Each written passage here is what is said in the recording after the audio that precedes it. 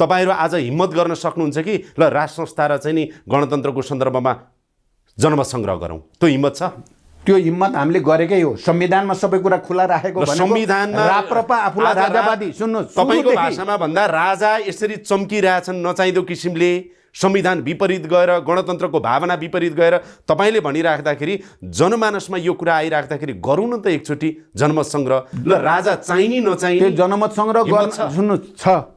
मैले तपाईलाई अघिदेखि भन्नु एकदम सुन्नुहोस्, पहिलो कुरा लगेर अब ल जनमत संग्रह गरौँ भनेर तपाईँ जनमत संग्रह गर्ने भनेको राजाले चाहिँ राप्रपाको कि त नेता भएर आउनु पर्यो, पार्टी खोल्न पर्यो, जनमत लिन जान पर्यो, उनलाई त्यो स्वतन्त्रता दिन हामी तयार। संसारमा राजाले पार्टी कहिले खोल्दैनन्। राजा होइन नि, अब तपाईँ बढी कुरा नगर्नु, मलाई उत्तेजित पार्ने कुरा नसोध्नु न। राजै होइन यिनी मान्छे, अनि बेकारमा तपाईँ त्यसो भन्नुहुन्छ? सबैले जनतैले भन्छन् यिनै राजाले पुनर्स्थापना गरेको संसदबाट जनआन्दोलनबाट परिणत भयो।